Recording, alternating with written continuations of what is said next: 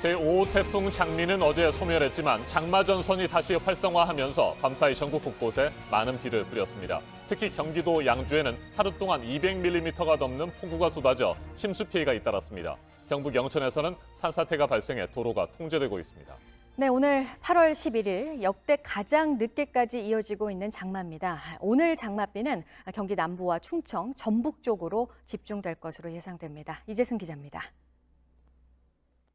서해에서 다가오는 찬 공기와 한반도의 고온다습한 공기가 부딪히며 장마 전선이 다시 강해졌습니다.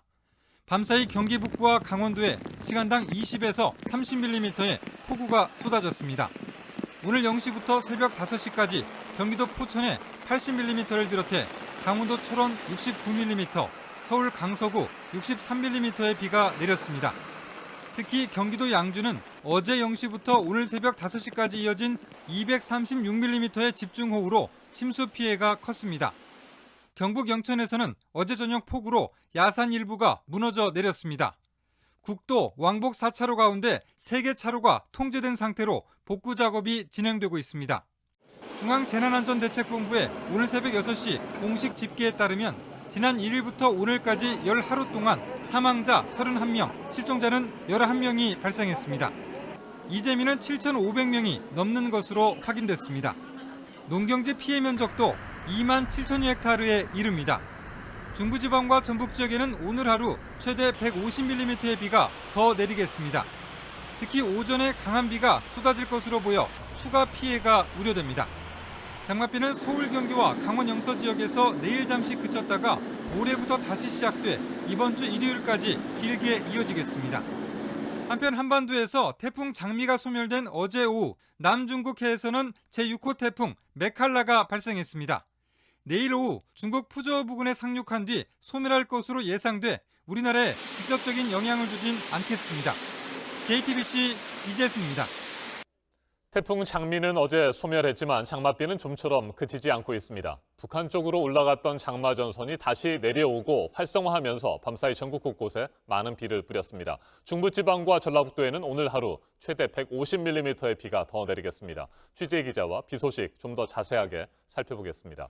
이재승 기자, 지금 장마 전선은 정확히 어디쯤에 있습니까?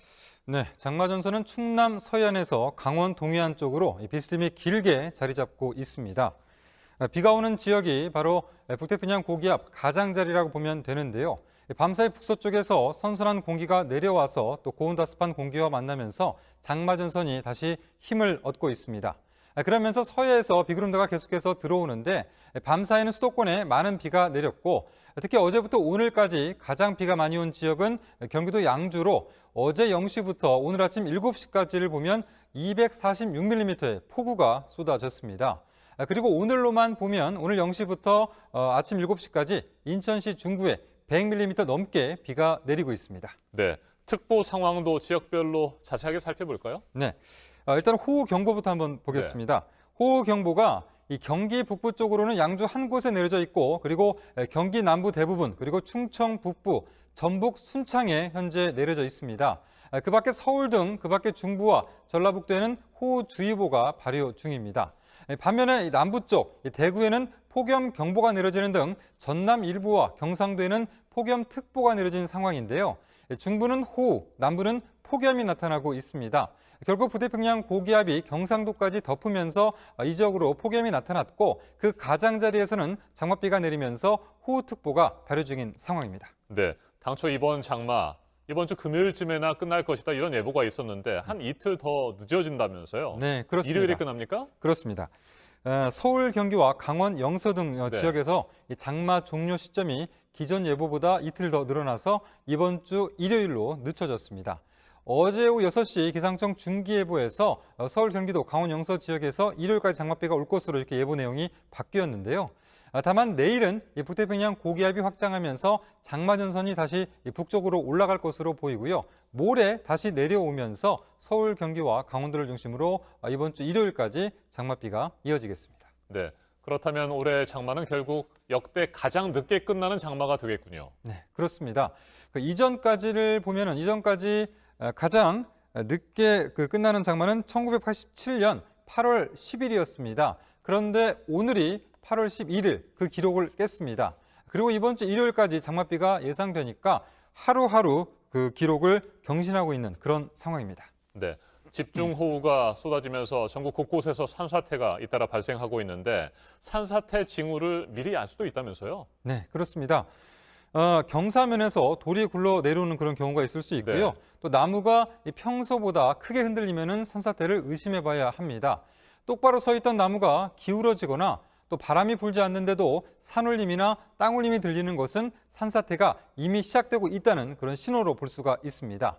그리고 산사태는 조금 별개지만 폭우가 없더라도 상류에 비가 많이 와서 댐을 방류하면 갑작스럽게 주변 하천이 불어날 수가 있어서 위험할 수가 있기 때문에 상류 지역의 댐이나 저수지의 수위 등을 체크하는 것도 필요합니다. 네. 제5호 태풍 장미 어제 소멸했는데 또 이어서 제6호 태풍이 발생했다고요? 네, 그렇습니다.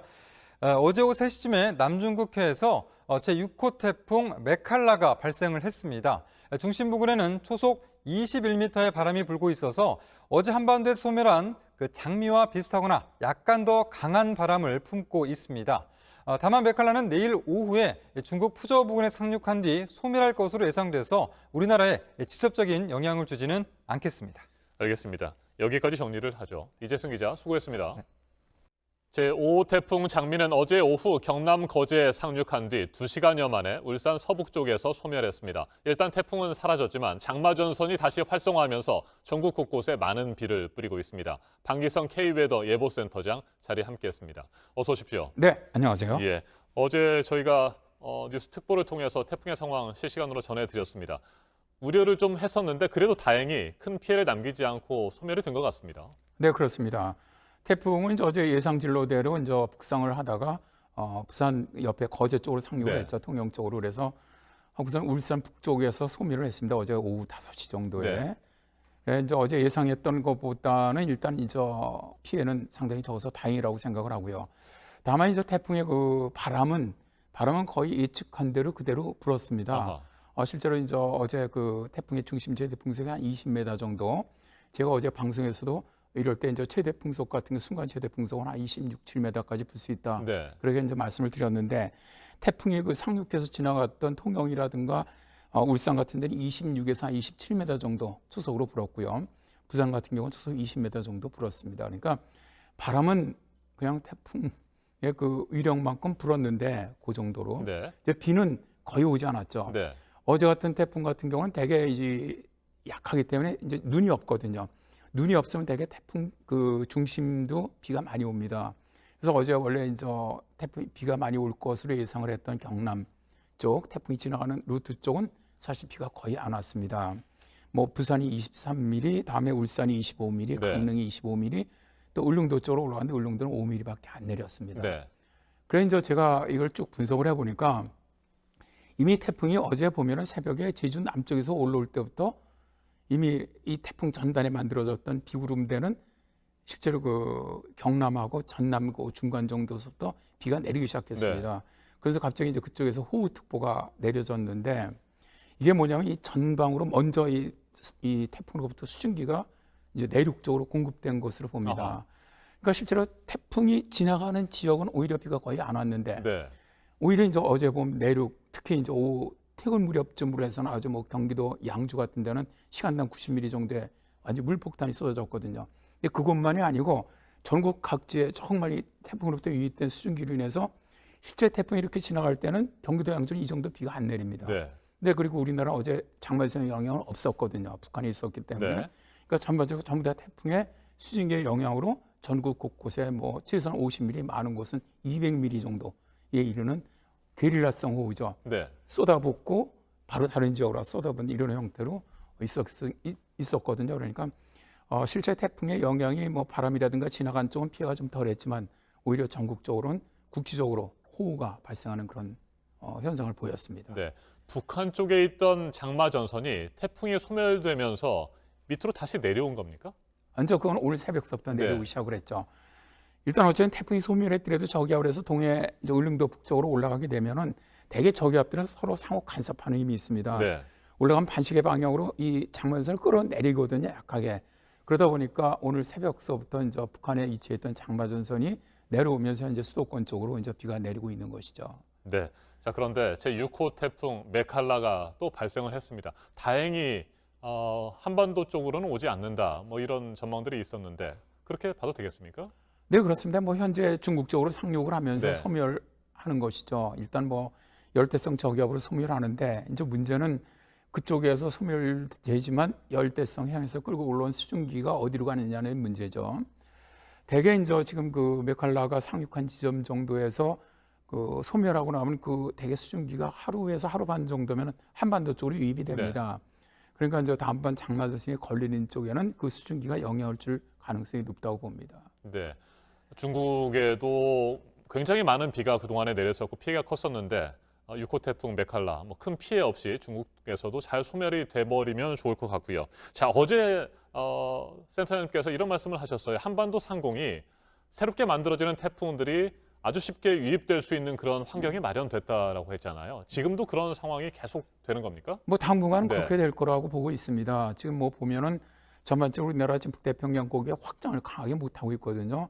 이건 장마가 끝나더라도 거의 뭐 우리나라 근처 정도니까 무슨 말씀을 드리냐면 이게 태풍은 북태평양 고기의 연변을 따라 움직입니다. 네. 그렇다면은 만일 태풍이 지금 서태평양상에서 만들어진다면은 거의 우리나라 쪽으로 지금 태풍의 길이 열려 있다고 보거든요. 그러니까 이제 당분간입니다. 당분간은 거의 그럴 확률이 높고요. 북태평양 고기압이 만일 정말 예상이라도 확장을 한다면 중국 쪽으로 들어갈 확률이 높아지고 이게 이제 예상보다 더 수축을 한다면 일본 쪽으로 갑니다. 대개 태풍은 그런 현 상태 정도라면은 일단 발생을 한다면 우리나라 쪽으로 오를 확률이 상당히 높습니다. 네. 5호 태풍 장미, 6호 태풍 메칼라까지는 아직 뭐 중대형 태풍으로 큰 피해를 끼치지는 않고 있는 상황인 것 같은데 앞으로 뭐 중대형 태풍은 그래도 언제든지 만들어질 수 있는 상황인 거죠? 상당히 조건은 네. 좋습니다. 지금 서태평양 쪽에 해수 온도가 높고요. 또 이제 일단 지금 현재 상해 쪽으로 상당히 건조한 공기가 있는데 그게 좀 사라지면은 굉장히 그 중대형 태풍이 만들어질 가능성이 매우 높거든요. 그래서 아마 다음번에 올라오는 태풍은 일단 가능성입니다. 현재 뭐 예측하기는 쉽지는 않지만 상당히 이번 태풍과 비교가 안 되는 중대형 태풍이 올라올 가능성이 높다고 봅니다. 네. 기상청은 어제 다시 예보를 좀 수정했습니다. 이번 주 금요일쯤에 이번 장마가 끝날 것이다라고 했던 예보를 한 이틀 정도 더 늦췄어요. 일요일에 장마가 끝날 것이라고 하는데 이건 뭐 그렇게 믿어도 되겠습니까?